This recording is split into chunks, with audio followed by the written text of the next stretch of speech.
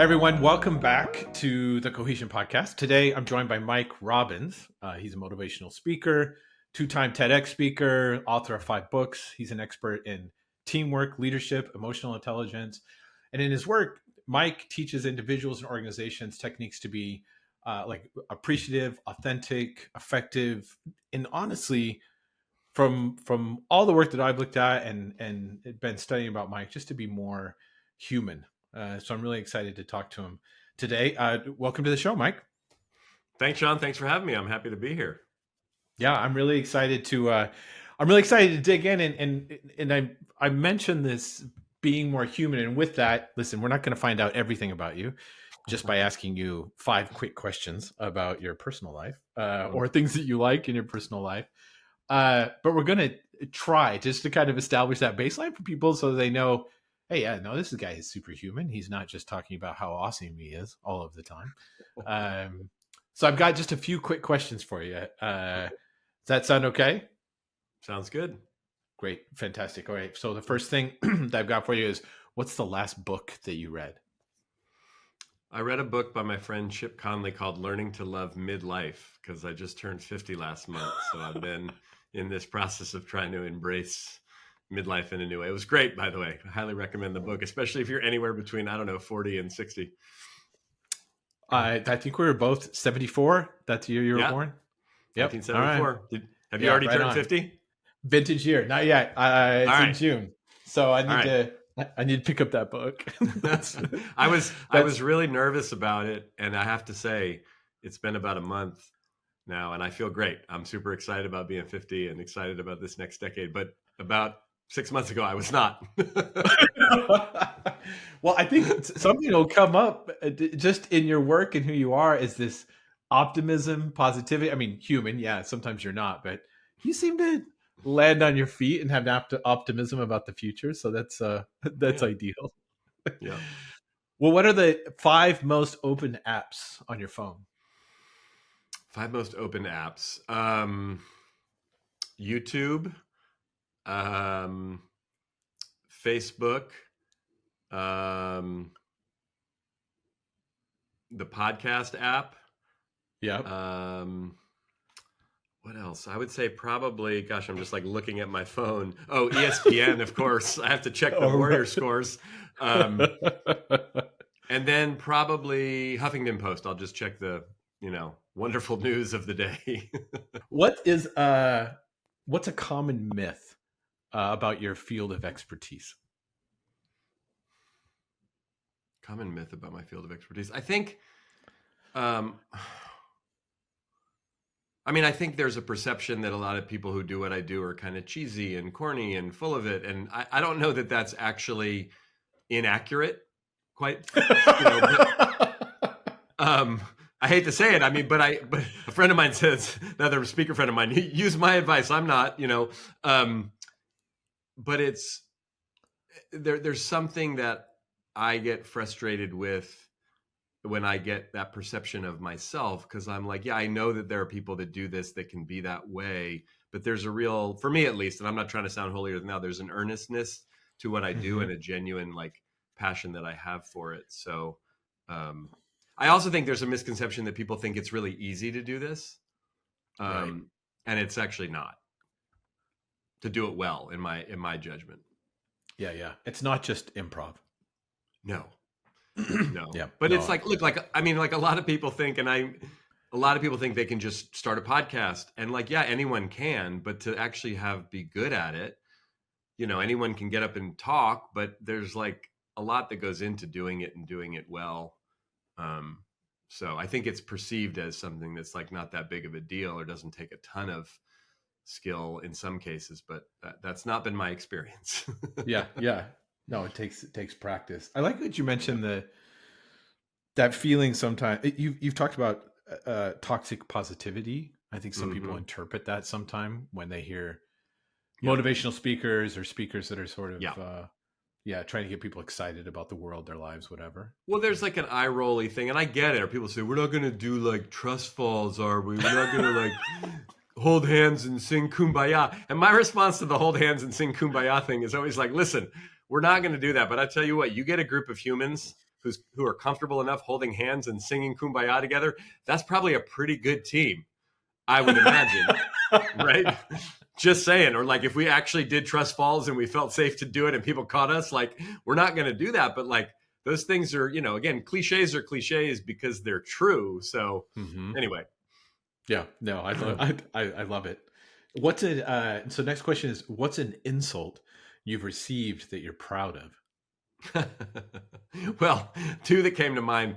I mean, for most of my life, I've been told you're too soft, you're too soft, you're too soft. And I've always sort of taken that as, I mean, that started in my sports days. And I was like, yeah, I take it as some pride because what I think people are saying is like, I'm emotionally available.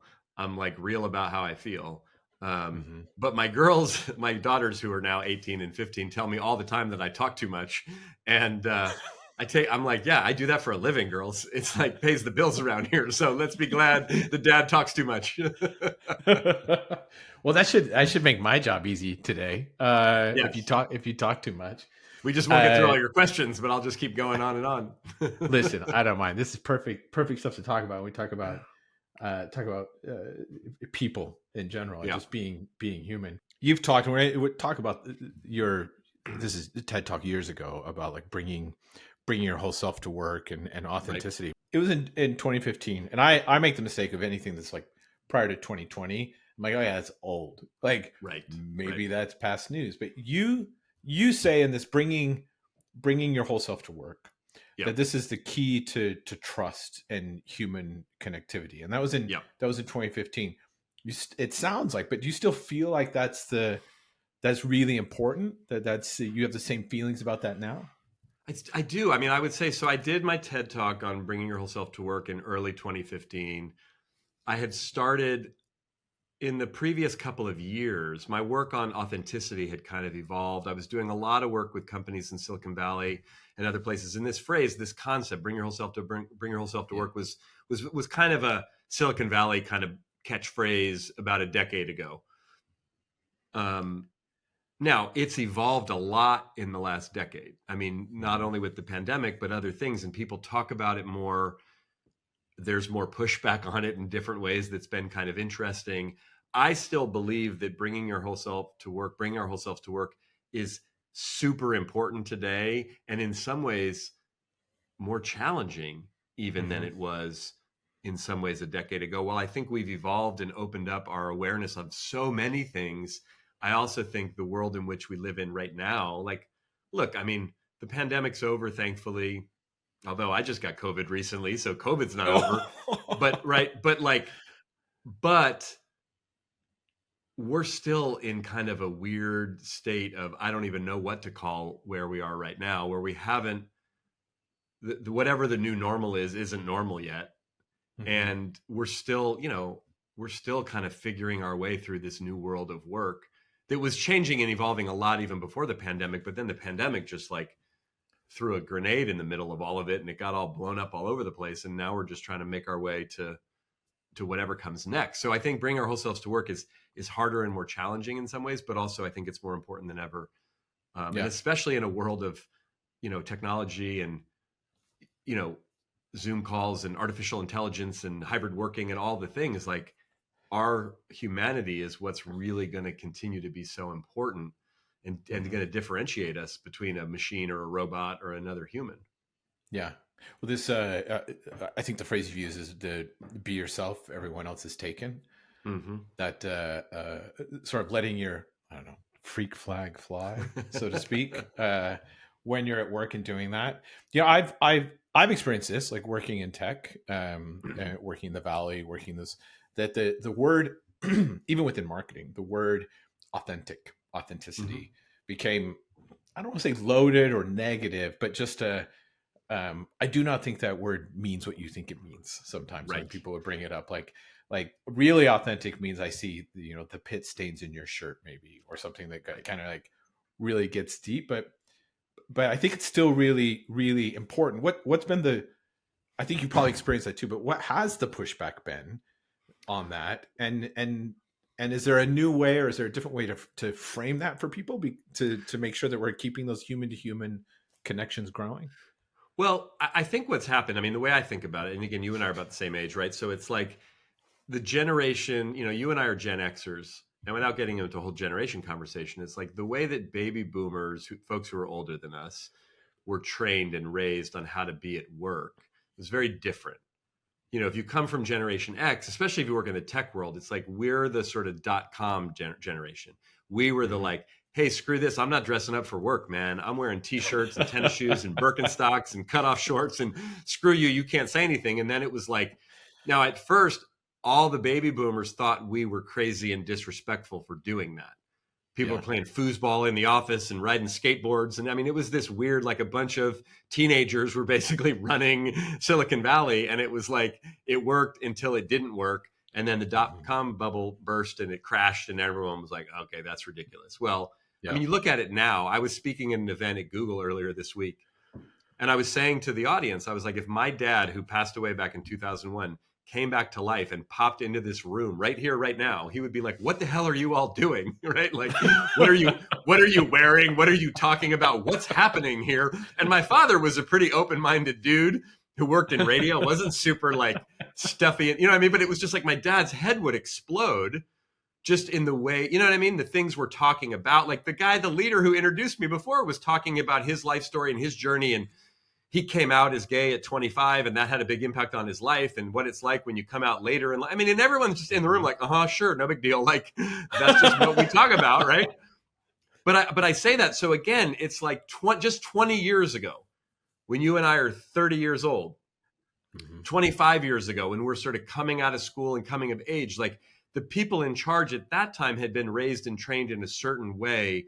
So the idea of having a conversation about our sexual orientation or the idea of having a conversation about our feelings or our family or what's going on. I mean, I sat in a room like 2 months ago with a group of women, female leaders, almost all female leaders on this team. And they were talking about, and they're all in their like late 40s, early 50s, talking about they were scared to tell their boss they were pregnant 20 years earlier just to be pregnant. Cause like, oh no, I'm going to have to take maternity leave. And then, now, I'm not saying that's not still an issue for women, but I don't think 25 and 30 and 35-year-old women today are scared in the same way to tell their boss they're pregnant that they were 20 years ago, 30 years. So we've made a ton of progress. The pushback, though, that I do see now is that this youngest generation, I mean, young millennials and even Gen Zers coming into the workforce, their orientation to life is so different and to the world. And they've grown up with social media. They've grown up with people oversharing all the time. So the idea that they think, some of what we're dealing with now is having to talk about bringing your whole self to work doesn't mean that work is now therapy. Bringing your whole self to work doesn't mean that work is now 24/7 political activism. Because again, and I'm all for therapy and I'm all for political activism. Don't get me wrong. But sometimes you actually got to just shut up and do your job. You know what I mean? And there's like, whoa, it's like, again, if we're talking about, being fully authentic and fully ourselves, like, well, you know what I really like to do is come to work naked. It's like, actually, no, that's not appropriate. and you know what I mean? It's like where there's always going to be a line, free speech is free speech, but you can't yell fire in a crowded theater because like that's a problem. Right. So I think what we're dealing with now, and I would never have thought, Shawn, 20 years ago, when I'm starting to talk about authenticity and vulnerability, the importance of it, that I'd find myself in conversations where I'd be saying, hey, and there are some real important limits to this because like your boss doesn't necessarily need to know everything about what's going on in your relationship and your family and your, like, if they want to know and you want to share, and that's okay. But like, I think a lot of people are like, whoa, I signed up for a job. I didn't sign up for, and again, that's not the case everywhere, but I find in certain places, and then there's other pushback, just a more kind of get over yourself or stop talking about your feelings or suck it up, which again is more of the old school mentality. But as weird as I pushed against that for years, I find myself actually in some situations taking a little bit of that position because I'm like, and again, that's what I think I know I'm talking about a lot of things, but it's like the way we raise our kids now. I heard Bill Maher say a couple of weeks ago, like, I had anxiety when I was a kid, just no one cared. Do you know what I mean? It's like, that's just being human. And so I think, again, it's like if everything's trauma, nothing's trauma. If everything is an issue, then nothing is. So that's the part where I feel like we're still kind of sorting things out and making our way. And that's where I think some of the pushback is coming from. Yeah. Well, it sounds like what you're saying. Well, two things. One that being human isn't just let your freak flag fly. It's not like the colors that you wear. It's not the music that you like to listen to. It's not like what, but it includes all those things. Yeah. Anxiety, purpose, sadness, happiness, optimism, pessimism. Like it includes Yep. all of those things, not just this one thing where they're like, oh yeah, look at this guy. He likes to not wear his shoes Right. in the office. He's so Right. authentic. Yeah, Well, and that sometimes I makes think that makes sense. it can be performative. Like it can be performative in them. Like I'm going to be the one who doesn't wear shoes, or I mean, on social media, it's like I'm going to perform my authenticity. I'm going to tell you my story of woe, my story of trauma. Which again, there is a time and a place for that, absolutely. But Sure. we see a lot of performative authenticity, which isn't really authenticity. Like Right. authenticity is authenticity. It's genuine. Hmm. It's real. It's not, let me tell you this really horrible thing or this really wonderful thing or this really emotional thing. Again, it's okay to do that if that's what we choose to do. But that's the other thing Yeah. about authenticity. It's about choice. People Hmm. will say things to me like, well, you can't really be authentic around here, or not with him, or not with her, or not about that. Sure. Or and this one gets a little more tricky because understandably, I've gotten some pushback over the years, as you can imagine, like, hey man, you're white and you're Oh, male and right. you're heterosexual and you're cisgendered and you live in the Bay Area and you have a certain level of whatever it is, you have all these privileges, which of Hmm. course I'm aware of that. Although, when I first started getting challenged on that, I mean, I'm a kid, grew up single mom in Oakland with not a lot of money. Like I thought privilege meant like silver spoon in your mouth, like you're a Right. Rockefeller right. And then I started to realize like, oh no, I do have a lot of privileges. Most of us have privilege, some more than others. We usually take all of our privilege for granted. It's like Hmm. invisible to us until, even something simple as like you twist your ankle and then you realize, oh, I'm not grateful for the fact that I can walk around pain free all the time until I can't. You Hmm. get sick and then you're like, oh geez, I'm like, things are going pretty well for me physically. I Yeah. don't think about it until so that from that perspective, look, if you are from, an underrepresented group, or you self-identify as being part of multiple underrepresented groups, it can be much scarier to be yourself or let your freak flag fly, because you're like, wait a second, people Right. aren't going to Right. understand it. They're going to be scared of it. They're going to judge me for it. They're going to use it against me. It's going to get weaponized. And, when you do feel like you're part of the dominant group, or you are part of the dominant group, that can give you some more freedom. Just like you're a more senior leader in the organization, you might feel a little more security in your role than you're more junior. But the truth is, from my experience, I can only be a 50-year-old straight white guy from, California. Right. It's not always super easy for me to bring my whole self to work or to show up authentically. And every other human I've ever talked to about this honestly has told me, yeah, it's challenging for me. Now the reasons why it's challenging can vary, but in general, it's easier for us to be phony. And we've got a lot of training in being phony. We send our Hmm. representatives out to meet with other people's representatives and we hope it works out. But that's not the freedom of really being ourselves. Yeah. Well, there's a certain amount of loneliness that can come from people that hang out with you, or people that like you, or you think that they like you, or people at work, knowing sort of at a gut level or a mid level, well, I'm not wholly myself, and they like that. If they knew who I really was, Right. then they wouldn't like me. It's funny you say that, because there's an exercise that I do in my workshops and with teams that I love. It's a simple exercise, but a powerful one, where I get people in pairs or in small groups, or if it's just I'm with a leadership team of 10 or 12, we'll do it with the whole group. But it's getting people to, we talk about authenticity and vulnerability, and I use the iceberg metaphor, and it's like, can we lower the waterline on the Right. iceberg? And the phrase that I ask people to repeat, and I always go first to model it, but the phrase I ask them to repeat is, if you really knew me, you'd know this about me.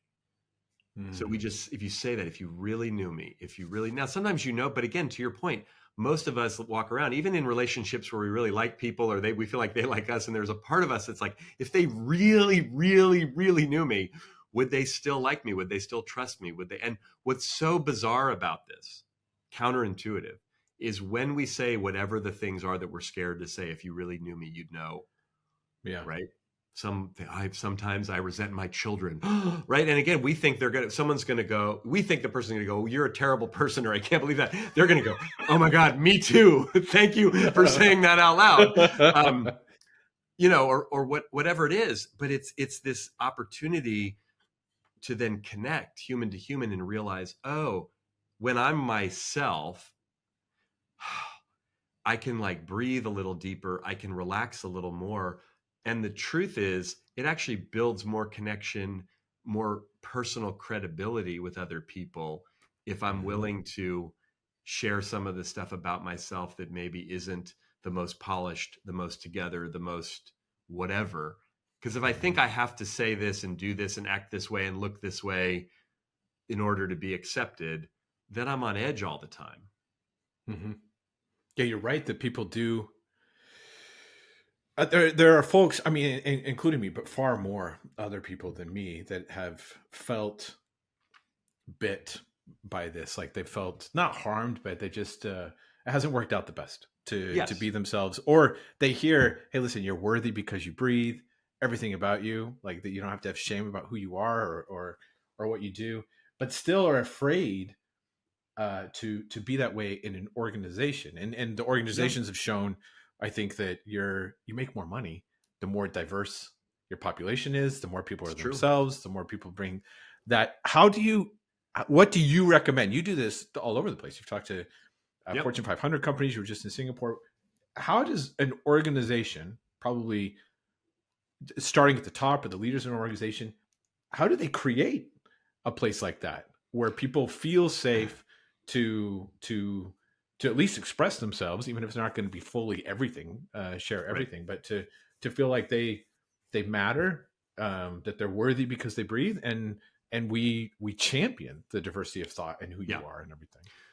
Well, there's a couple things to think about. First of all, it's not easy. It takes a lot of courage, a lot of intention, but there's a distinction between trust, which is a one-to-one phenomenon. You and I can trust each other or not trust each other, and psychological safety, which is group trust. So psychological safety means the group, the team is safe enough for what? For risk-taking, for speaking up, for being different, for failing. Not that we want to, but we know these things that you and I, I can take a risk and fall flat on my face and fail miserably. Yeah, there might be some accountability for that or some consequence to that, but I'm not going to be shamed. I'm not going to be ridiculed. Right. I'm not going to be kicked out of the group simply because I made a mistake or I had a different opinion. Now, again, it is work. It's not like, again, if I do something wildly inappropriate, I might get asked to leave, right? If I fail miserably over and over and over, I'm a salesperson and I keep missing my quota by 50%, I might get asked to leave because you got to perform well enough to stay. So again, this is not, right? But with that, if we can really focus on creating as much psychological safety as possible, and the way to go about doing that, it does in a lot of ways start from the top. It doesn't have to be that the CEO and the senior executives all have to operate this way 100% of the time, but the more that they're able to demonstrate that and operate that way. And that's what makes it tricky. And that's why, by the way, it's getting a little bit easier these days, quite frankly, because the people who are ascending to those roles have been trained differently or have different sensibilities. And this is not me being ageist, but again, if you're of a certain age, you grew up and were taught certain things that by the time you get to that place, it's like, oh, I have to relearn everything. And in some cases, as we're all learning with technology, yes, you are, but that's true also with people. So companies that can have leaders that actually buy into this and model it, that really helps. But the other thing is you have to have structures in place that reward this. So if we say, be yourself, bring your whole self to work, tell me what's going on, right? And then people do that, and then they get negative consequences for that. Now we're sending mixed messages. Look, we do this with teamwork and collaboration all the time. It's like work together, work together, work together. And you're like, okay, why are we all going to get like a group promotion or a group, right? A group raise? No, and that's not the way it works. We celebrate individuals, we promote individuals, but we're preaching teamwork and collaboration all the time. And I say this because I'm talking about teamwork a lot. I'm like, look, it's counterintuitive for us to work in teams. We're not trained in school. Teamwork's called cheating. And if you played team sports like I did, America especially is the most individualistic culture on the planet. It's like, are you going to get a scholarship? Are you going to make the varsity team? Are you going to be, it's all like that's even in the NBA. It's like, whose team is it? It's like, it's the team. Well, who's the star? Who's the best player of all time? I mean, that's what we all are obsessed about. It's like, no, but it's teams that win, both in sports and in business. So again, companies have to really take a look at what are we rewarding, what are we incenting, and then how are we giving feedback to people about their performance. We often preach one thing, but then act in a different way. And that's why it can be confusing for a lot of people. Yeah.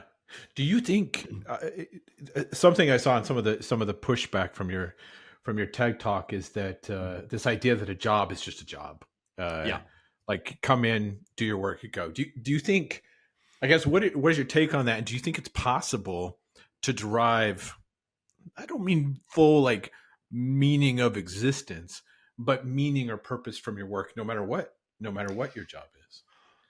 Look, I think, there was an op-ed in the New York Times, I think back in fall of 22, where I got name checked my TED talk, my book, and like, don't bring it. I think the title of it was "Don't Bring Your Whole Self to Work," and it was this woman who basically was just like, "Get over yourselves. This whole soft, squishy, I need to bring my whole self to work and have meaning and purpose. Just shut up and do your job and go home and leave everyone alone," kind of thing, right? Which, on the one hand, is a little bit, in my judgment, of a bit of a cynical take.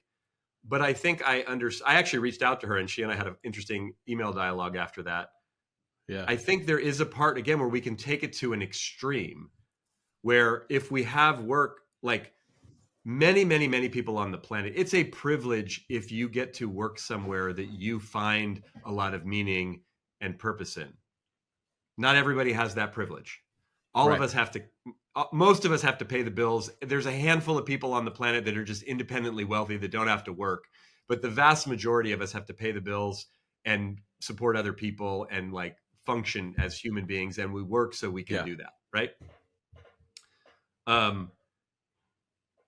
Look, I think we've raised a generation, and this is where we have to take some responsibility to tell people, have balance in your life, have meaning and purpose in your work, have your work make a difference in the world, be mindful of the planet, all these things. And now like this younger generation is actually trying to hold us accountable for that. And we're going, hey, hold on a second, you spoiled brats. What are you talking about? It's like, wait a minute.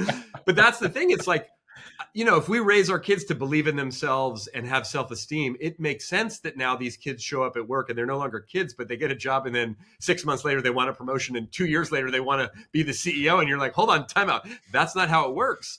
But again, it's the unintended consequence of trying to really empower people. And I think as a society, we're then dealing with some balance here. Yeah, and if I'm really honest about it, when I catch the sort of quote unquote entitled millennial who thinks that they should have every other Friday off and do what they want, whatever, it's like, there's a part of me that's envious because I'm like, I didn't have that mindset when I was that age. I just thought I had to follow the rules and do what I was supposed to do in order to get to a point where maybe I could have a little more leverage and a little more flexibility. Yeah. You know what I mean? We didn't know it was an option that you could say, I want a mental health day. Like, that's awesome. I didn't know that was on the bingo card, right? It's like, but how awesome that people do that. Or like, you know what? This is too much for me. I need a little more balance in my life or whatever, or I want a little more meaning and purpose in my work. And then it's like, we can judge that as however we judge that, or we can go, wow, this is now a sign that we've done some things right over the generations. And we always have to make some adjustments. Because look, I saw a generational expert on Bill Maher's show saying, how come every generation thinks the next generation is soft? And they were like, well, because relative to us, they are in a certain way, but that's part of the point in a way. You know what I mean? No, I got you. Well, and that's good. Like we see changes. We see changes in the workplace. Yeah. We see changes that allow people to not feel like just a cog in the machine. That's awesome to see that. And at the same time, I think, and this leads to, like, you've changed the name of your podcast, you've got your new book, but it also leads to this, you're valuable and I value you, or you're important, or like, you know what, there's a quote, something that I pulled from you that I loved, which was recognize the value of any human being at any time for any reason. Mm-hmm. And that doesn't mean I give you a raise or I make you the CEO, but that doesn't mean I think that you deserve something. You recognize that value, and that for any reason, any person, any reason, without having to have those things. It's like there's this mix between the two. And your new, like you changed the name of your podcast, and which is great, in your new book, which is this, we're all in this together, I think is the name of what you're going with. That feels kind of like that. Like, it's like, hey, listen, like, when we say we're all in this together, it's not, hey, I need you to behave like me, or hey, I need you to be this robot, or hey, I need you to think this way. Diversity of thought, the way we think about things, there's the polarization of everything that's going on right now. Right. But that's a bold sentence to say in that sort of situation. We're all in this together.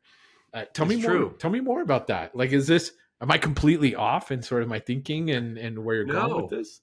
Well, I mean, the first thing you were talking about, you were speaking to this distinction that I make between recognition and appreciation. So recognition is about performance. It's about outcome. It's about result.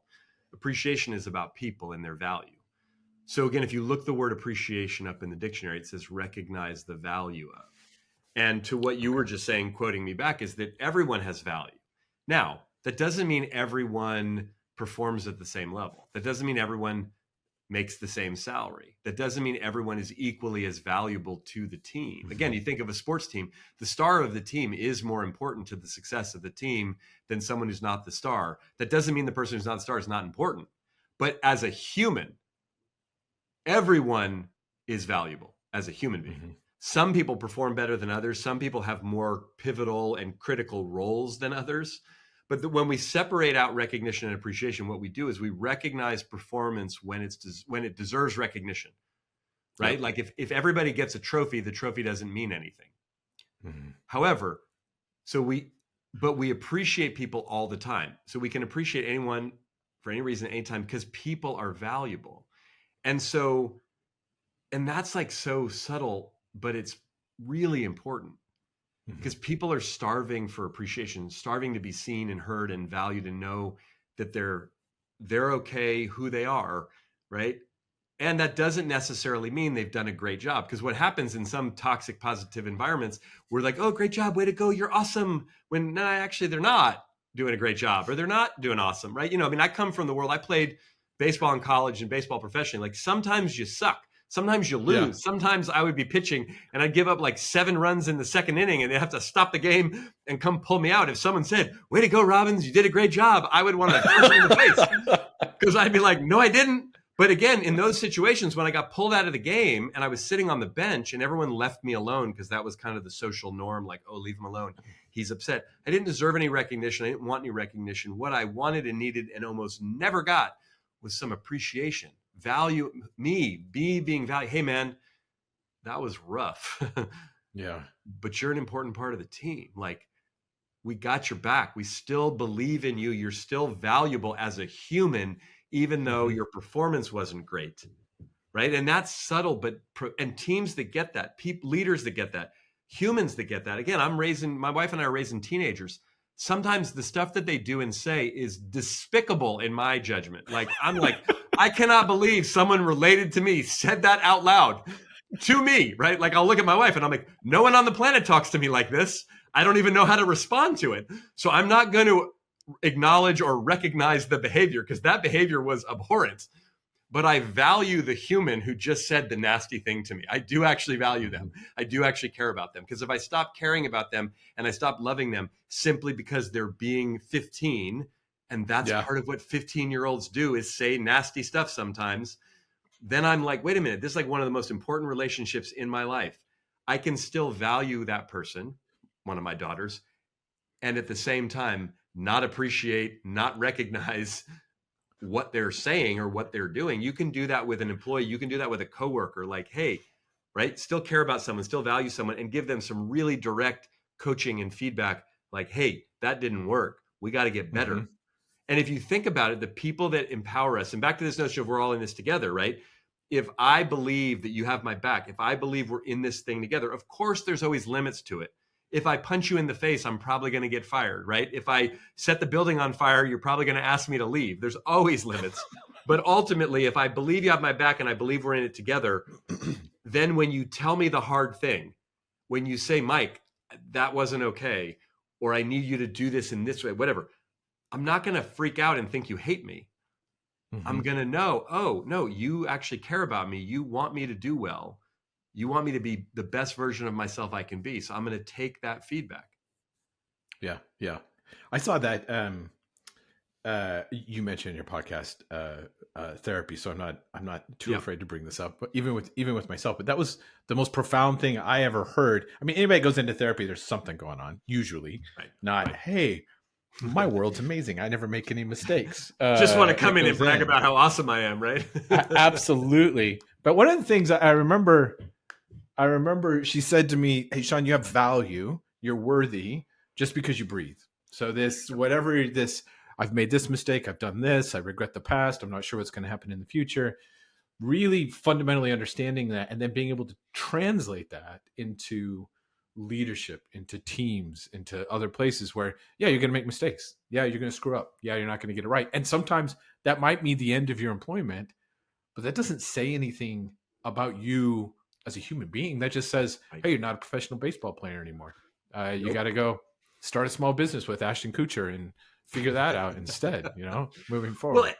and you know what's great about what you're saying? Like, there's a study that Brene Brown cites in her very first TED Talk on vulnerability that went viral, that had us all learn about who Brene Brown was, Yeah. 14, 15 years ago.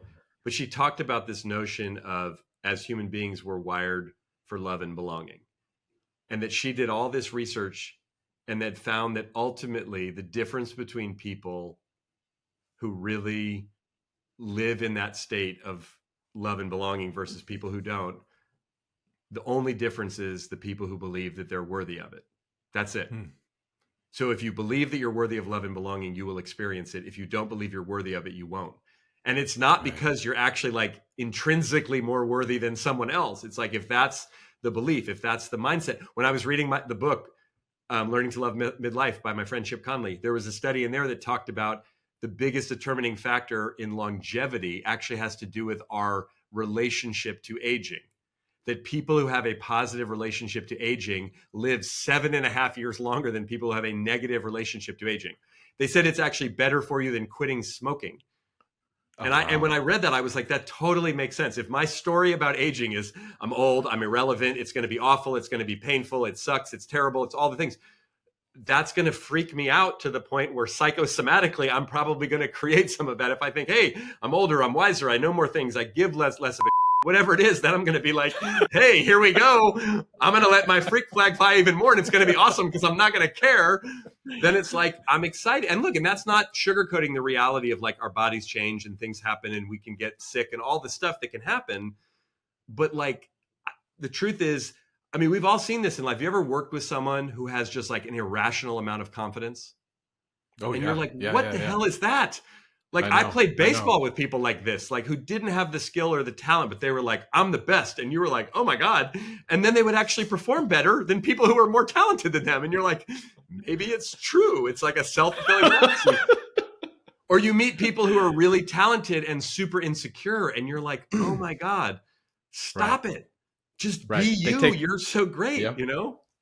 Yeah. They take less risks because they're Yeah. like, I'm not sure. I'm not sure. I'm not sure. I'm not sure. I'm not sure. And you see And them and they're crazy talented. Yeah. it's mindset, right? It's totally Yeah. mindset.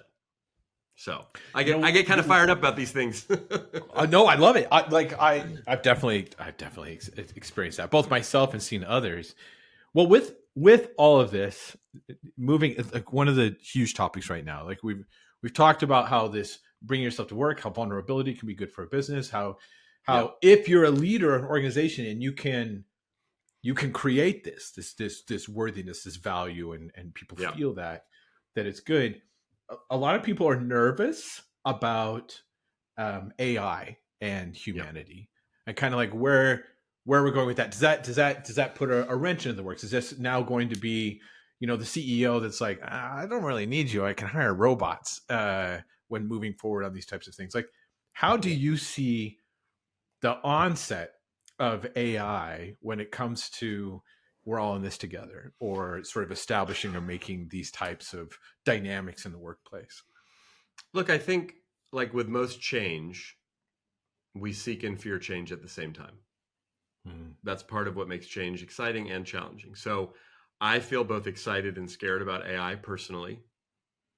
I don't totally understand it. I've been playing around with it a bit. I went to a conference in the fall that was fascinating in San Francisco, and I've been reading stuff and checking stuff out and using Chat GPT myself. But we're in the early days, the infancy of artificial intelligence. Yeah. Look, is it going to eliminate certain jobs and certain things and certain people? It most likely will. Just like any kind of new technology and automation. I mean, again, think of what the internet did. It got Mm. rid of a lot of industries and jobs. at the same time, it created way more than it got rid of. Yeah. So I think what I think about when I get scared about AI, I come back to this notion of like, there's no robot on the planet that's going to be able to recreate me and my feelings and my experiences. Like it could have an artificial facsimile of those things. It could pull all, I mean, look, I can go on to ChatGPT right now and say, can you respond as Mike Robbins, author, speaker? And it says yes. And I will ask it questions. And when it responds, it sounds like me, which is kind of freaky, but also kind of interesting. I got in a fight with my wife one night. I came in and went on ChatGPT and said, could you respond as Mike Robbins, how to be a better husband? And I gave myself some advice through the AI. And I was like, I'm going to do that. But I think the point is, at the end of the day, we still have to believe in ourselves and the importance of humanity and human connection. Like, that's never going away. And I think it's just going to be that much more of a premium. It's the same way that technology has both automated so many things. So you and I can have this conversation and people can listen to it. But still, the power of this conversation you and I are having, it's not the technology. The technology allows people, we can record it and people can hear it and people can listen to it all over the world instantaneously, which is awesome. But the power of this conversation is you and I connecting with each other, human to human, and sharing thoughts and ideas and stories. That's the power of it. I don't know how AI comes and changes all of that. It might eliminate some aspects of things. It might make it easier to write stuff and say stuff and come up with ideas and content and things. But at the end of the day, there's still going to be human beings behind whatever the heck we're all doing. And are we going to have to make adjustments and change what we do? Yeah, but guess what? We're all super adaptable. So whenever I get freaked about it, I'm like, I'll figure it out. Other smarter people than me will be around that I can ask, what the hell do I do about this? And then they'll tell me.